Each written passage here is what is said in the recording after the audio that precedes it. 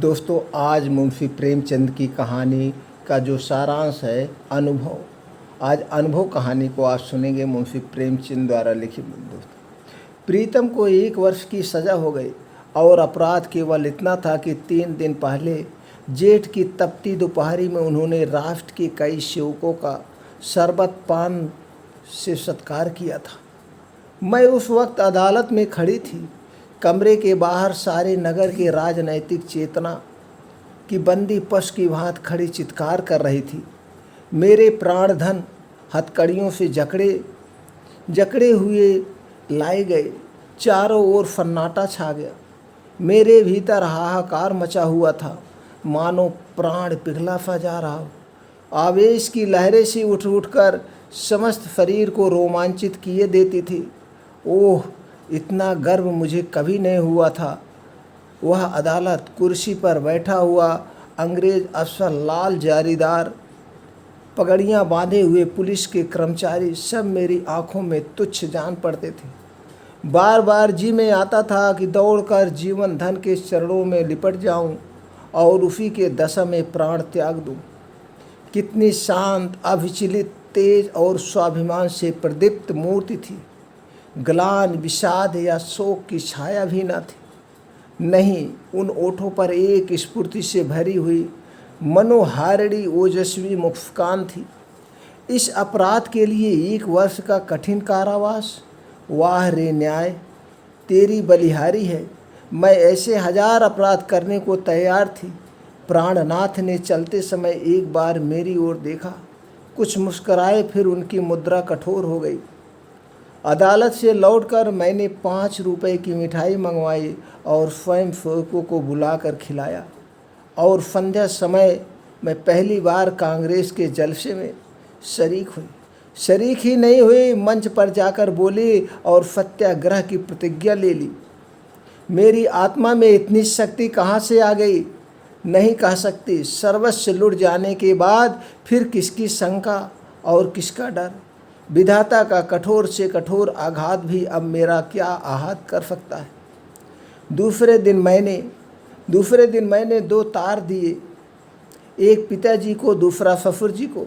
ससुर जी पेंशन पाते थे, पिताजी जंगल के महकमे में अच्छे पद पर थे। पर सारा दिन गुजर गया, तार का जवाब नदारद। दूसरे दिन भी कोई जवाब नहीं। तीसरे दिन दोनों महाशयों के पत्र आए। दोनों जामे से बाहर थे। ससुर जी ने लिखा, आफत थी, तुम लोग बुढ़ापे में मेरा पालन करोगे। तुमने उस आफत पर पानी फेर दिया। क्या अब चाहती हो मैं भिक्षा मांगूं? मैं सरकार से पेंशन पाता हूँ, तुम्हें आश्रय देकर मैं अपनी पेंशन से हाथ नहीं धो सकता। पिताजी के शब्द इतने कठोर न थे, पर भाव लगभग ऐसा ही था। इसी साल उन्हें ग्रेट मिलने वाला था।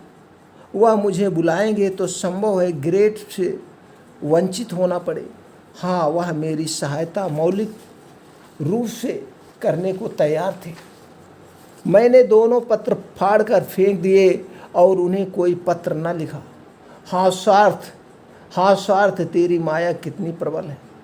अपने ही पिता केवल स्वार्थ में बाधा पड़ने के भय से लड़की की तरफ से इतना निर्दय हो जाएंगे। अपना ससुर अपनी बहू की ओर से इतना उदासीन हो जाए। मगर अभी मेरी उम्र ही क्या है, अभी तो सारी दुनिया देखने को पड़ी है। अब तक मैं अपने विषय में निश्चित थी, लेकिन अब यह नई चिंता सवार हुई। इस निर्जन घर में निराधार निराश्रय कैसे रहूँगी? मगर जाऊँगी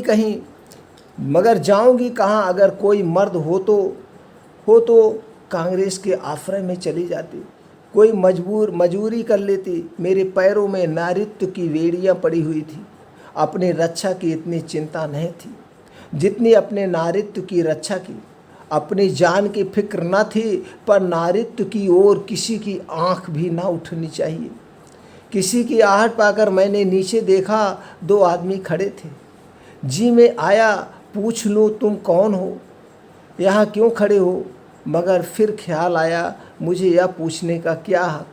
आम रास्ता है, जिसका जी चाहे खड़ा हो चाहे जाए।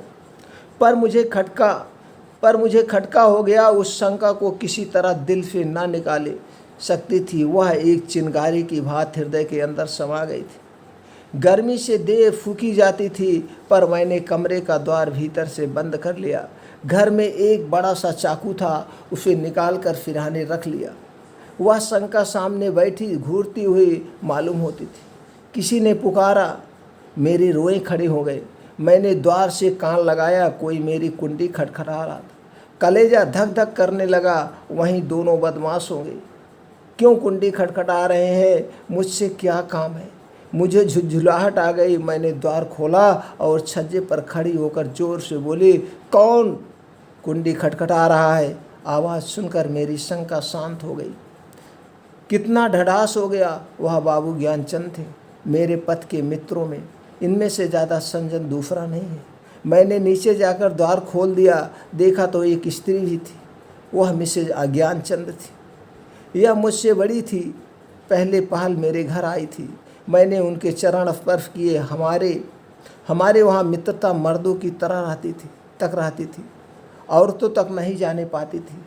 दोनों जाने ऊपर आए। ज्ञान बाबू एक स्कूल में मास्टर हैं, बड़े ही उदार, विद्यावान, निष्ठपष्ट। पर आज मुझे मालूम हुआ कि उनकी पद प्रदर्शिका उनकी स्त्री है। वह दोहरे वदन की प्रतिभाशाली महिला थी। चेहरे पर ऐसा रोब था मानो कोई रानी हो। सिर से पांव तक गहनों से लदी हुई थी। मुख सुंदर न होने पर भी आकर्षण था। शायद मैं उन्हें कहीं और देखती तो मुंह फेर लेती। गर्व की सजीव प्रतिभा थी। वह बाहर जितनी कठोर, भीतर उतनी ही दयालु। घर कोई पत्र लिखा या प्रश्न उन्होंने कुछ हिचकते हुए कहा। मैंने कहा, हाँ लिखा था। कोई लेने आ रहा है? जी नहीं, पिताजी अपने पास रखना चाहते हैं, न ससुर जी। तो फिर क्या? अभी तो यही पड़ी हूँ। तो मेरे घर क्यों नहीं चलती? अकेले तो इस घर में मैं ना रहने दूंगी। खुफिया के 2 आदमी इस वक्त भी डटे हुए हैं। मैं पहले ही समझ गई थी कि दोनों खुफिया के आदमी होंगे। ज्ञान बाबू ने पत्नी की ओर देखकर मानो उसकी आज्ञा से कहा, तो मैं जाकर तागा लाऊं? देवी जी ने इस तरह देखा मानो कह रही हो क्या अभी तुम यहीं खड़े हो? मास्टर साहब चुपके से द्वार की ओर चले। ठारो देव जी बोली, कै तागे लाओगे? कै? मास्टर साहब घबरा गए। हाँ कै, एक तागे पर 3 सवारियां ही बैठेंगी। संदूक, बिछौना, बर्तन, भाड़े क्या मेरे सिर पर रख जाएंगे? तो 2 लेते आऊँगा। मास्टर साहब डरते डरते बोले, एक तागे में कितना सामान भर दोगे? 2-3 लेता आऊँ। अरे तो जाओ भी। जरा सी बात के लिए घंटा भर लगा दिया। मैं कुछ कहने ना पाई थी कि ज्ञान बाबू चल दिए। मैंने सकुचाते हुए कहा, बहन तुम्हें मेरे जाने से कष्ट होगा? और देवी जी ने तीक्ष्ण स्वर में कहा, हाँ होगा। तो अवश्य तुम दोनों जून में 2-3 पाँव भर आटा खाओगी। कमरे के एक कोने में अड्डा जमा के लोगों के सिर में आने का तेल लगाओगी। यह क्या थोड़ा कष्ट है? मैंने झेंपते हुए कहा, आप तो बना रही हैं। देवी जी ने सहृदय भाव से मेरा कंधा पकड़कर कहा, जब तुम्हारे बाबूजी लौट आवें तो मुझे भी अपने घर मेहमान रख लेना। मेरा घाटा पूरा हो जाएगा।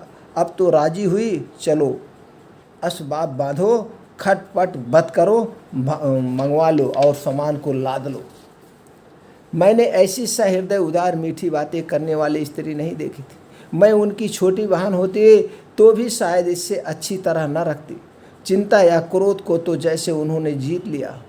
सदैव उनके मुख पर मधुर विनोद खेला करता था। कोई लड़का बाला न करता। ना मैंने उन्हें कभी दुखी नहीं देखा। ऊपर से काम के लिए लोभ रख लिया था। भीतर का सारा काम खुद करती थी। इतना काम खाकर और इतनी मेहनत करके वह कैसे इतनी हष्ट पुष्ट थी, मैं नहीं कह सकती। विश्राम तो जैसे उनके भाग में ही नहीं लिखा था। जेठ की दोपहरी में भी न लेटती थी। हाँ, मुझे कुछ ना कुछ करने देती थी। उस पर जब देखो कुछ खिलाने को सिर पर सवार।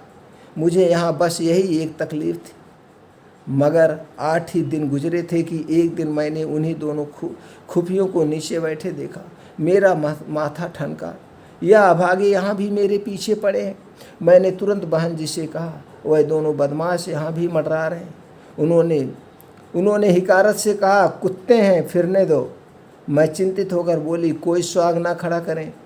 उसी पर बेपरवाही से बोली, भूखने के सिवा और क्या कर सकते हैं। मैंने कहा, काट भी तो सकते हैं। हंसकर बोली, इसके डर से कोई भाग तो नहीं जाता ना।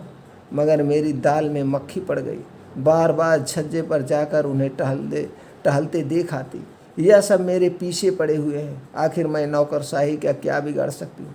मेरी सामर्थ्य क्या है? क्या यह सब इस तरह से मुझे यहाँ से भगाने पर तुले हैं? इससे उन्हें क्या मिलेगा? यही तो कि मैं मारी मारी फिरूं। कितनी नीची तबीयत है। 1 हफ्ता और गुजर गया, खुफिया ने पिंड न छोड़ा। मेरे प्राण सूखते जाते थे। ऐसी दशा में यहाँ रहना मुझे अनुचित मालूम होता था, पर देवी जी से कुछ कह ना सकती थी। एक दिन शाम को ज्ञान बाबू आए तो घबराए हुए थे। मैं बरामदे में थी, परवल छील रही थी। ज्ञान बाबू ने कमरे में जाकर देवी जी को इशारे से बुलाया।